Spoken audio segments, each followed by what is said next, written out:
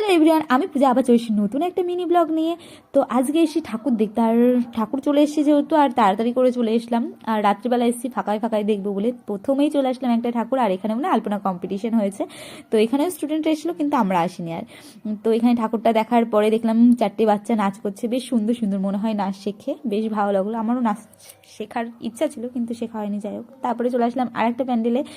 এখানে আসার পরে লাইটিং দেখতে দেখতে দেখতে দেখতে দেখতে দেখতে না, আমি বিনাগর অনেক জায়গায় চিনি না, এটা কোন রাস্তাটা আমার মনে নেই, যাই হোক।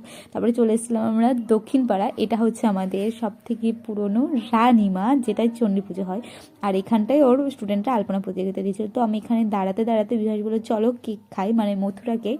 তারপরে আমরা বাড়ির জন্য 2টো নিলাম আর 2টো খেলাম, ঘুগনি খেলাম, তারপরে বাদাম খেলাম। তারপরে বললাম কি এখানটায় একটু নাস্তা দেখে নিই। তারপরে আমার কানের দোকানের দিকে নজর গেছে, আসলাম, পছন্দ হলো না, চলে আসলাম। তারপরে আর একটা ঠাকুরের কাছে আসলাম, এটাও আমাদের পুরনো, এটা হচ্ছে বড় মা। তো দেখো এই ঠাকুরটাও কত বড়, কত সুন্দর, তাই না? তবে ঠাকুরটাকে দেখে আবার বেরিয়ে আসলাম। এখানে দেখলাম স্টেজের উপরে সবাই নাচ করছে, সব মহিলারা মিলে।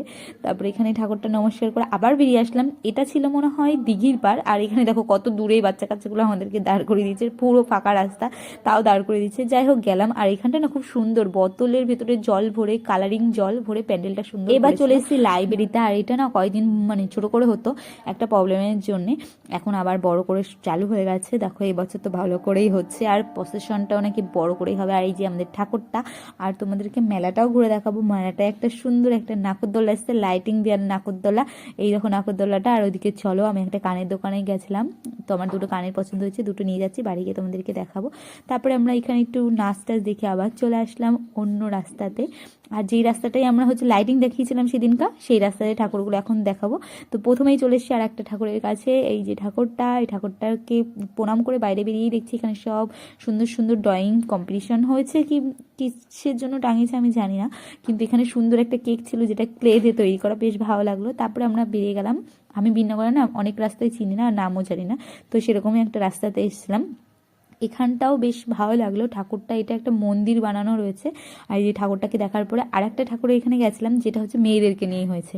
ভিতরটায় ঢুকে বিশ্বাস করো আমরা দুজনেই ঢুকেছি, আর ভয় ভয় লাগছিল, আর মানে একটা গা ছমছম ব্যাপার, আর আরো গায়ে কাটা দিচ্ছিল। তারপরে এই ঠাকুরটাকে আমরা দেখলাম, প্রণাম করলাম, তারপরে বেরিয়ে আসলাম আমরা। ওই যে লাইটিং রাস্তাটা, ওই রাস্তা দিয়ে ঢুকলাম। আর এই ঠাকুরটাকে দেখে আমরা এগরোল খাবো বলে এই দিকটা দিয়ে ঢুকেছি। তো চলো আগে ঠাকুরটাকে প্রণাম করে নিই।